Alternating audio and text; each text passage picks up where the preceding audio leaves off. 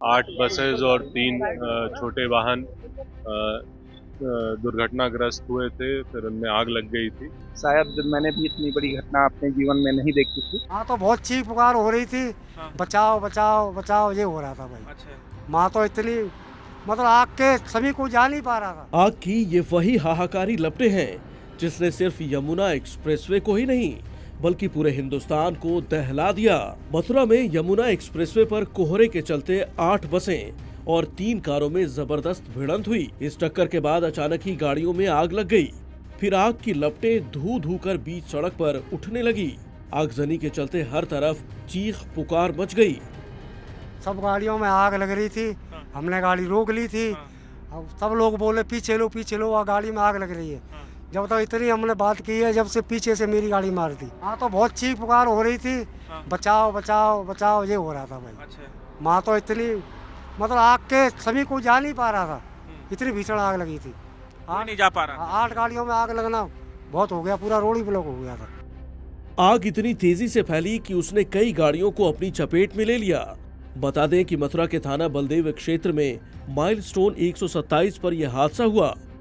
अब तक इस हादसे में 13 लोगों की जलकर मौत हो चुकी है, जबकि 70 से ज्यादा लोग घायल हैं। माननीय मुख्यमंत्री जी सुबह से ही लगातार घटना की अपडेट भी ले रहे हैं और उन्होंने जो घायल हुए हैं उनके प्रति संवेदना व्यक्त करते हुए उनके पूरे इलाज के निर्देश दिए हम लोगों को।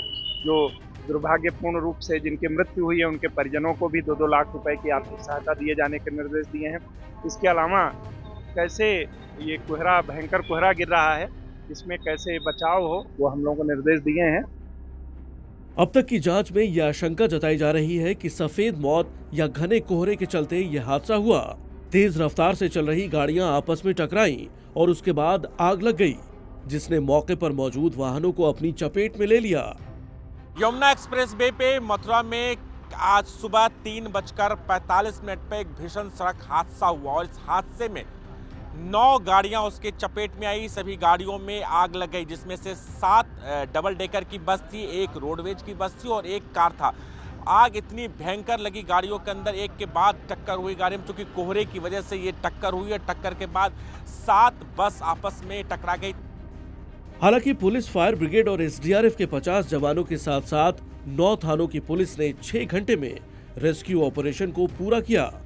हादसे के चलते एक्सप्रेसवे पर 3 किलोमीटर लंबा जाम भी लग गया, जिसे ट्रैफिक पुलिस की मदद से हटाया गया। वहीं हादसे की मजिस्ट्रेट जांच के आदेश दिए गए हैं। इसी बीच आगरा जोन की एडीजी अनुपम कुलश्रेष्ठ भी घटना स्थल का मुआयना करने पहुंची।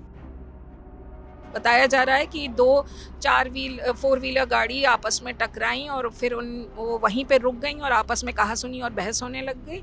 तो पीछे से जो टेम्पो ट्रैवलर और बसेस, स्लीपर बसेस आ रही थी, वो आपस में टकराती चली गई और ये इस तरह से एक क्रैश हुआ और उसी में एक आग लगी किसी एक गाड़ी में और फिर वो आग फैलती चली गई और इस तरह की घटना हुई। दुर्भाग्यपूर्ण घटना है।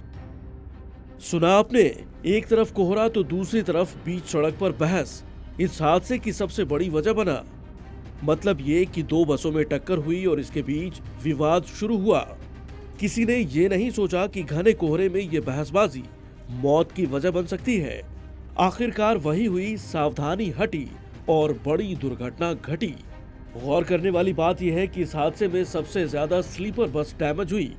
बता दें कि एडीजी ने स्लीपर बस की बनावट पर भी सवाल खड़े किए, क्योंकि स्लीपर बसों में तय मानक के हिसाब से यात्रियों के बाहर निकलने की सुविधा नहीं थी।